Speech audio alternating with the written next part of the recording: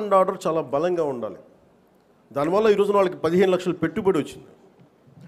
అలాగే ఆంధ్రప్రదేశ్కి law and order చాలా చాలా క్లిష్టమైంది.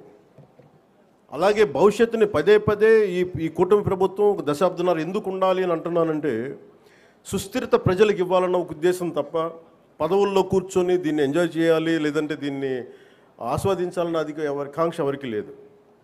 కానీ ఈ దుస్థితి నుంచి, ఎందుకంటే అనుక్షణం ప్రతిపక్ష నాయకులను చూస్తూనే ఉన్నారు. జాతీయ స్థాయి ప్రతిపక్ష నాయకుల నుంచి ఓడిపోతేనేమో సడన్గా ఓట్ చోరీ అంటారు. వాళ్ళు గెలిచినప్పుడేమో ఓట్ చోరీలు కనిపించే వాళ్ళకి.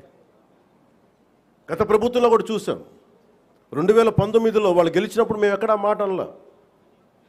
ప్రజలు తీర్పు ఇచ్చారు, దాన్ని గౌరవించాం. 2024లో 151 సీట్లు కూటమి ప్రభుత్వానికి ఇచ్చి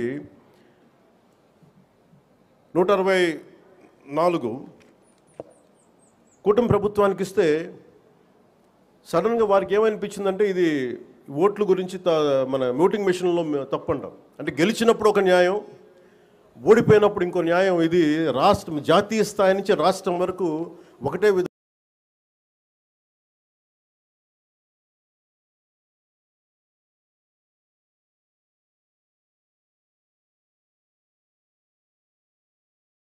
దేశాలన్నిటికీ కూడా అంతర్గతంగా అస్థిరత సృష్టించడం వాడి విధానం.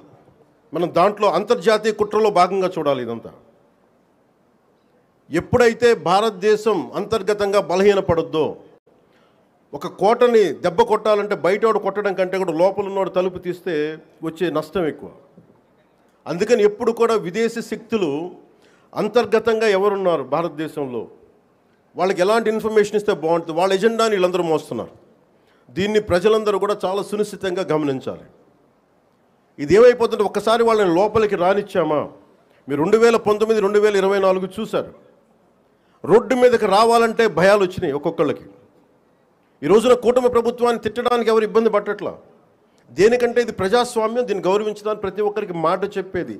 మీరు ఒక బాధ్యతగా మాట్లాడాలి, సద్విమర్శను సంపూర్ణంగా స్వీకరించే పరిస్థితులు ఉన్నాయి. కానీ గత ప్రభుత్వంలో చూస్తే విమర్శ చేయడానికి భయపడేవాళ్ళు. పోలీస్ అధికారులు డ్యూటీ చేయడానికి భయపడేవాళ్ళు. అధికారులు సివిల్ డిపార్ట్మెంట్స్ ప్రతి ఒక్కరు కూడా భయపడేవాళ్ళు. అడ్డగోలుగా దోచేసుకున్నారు.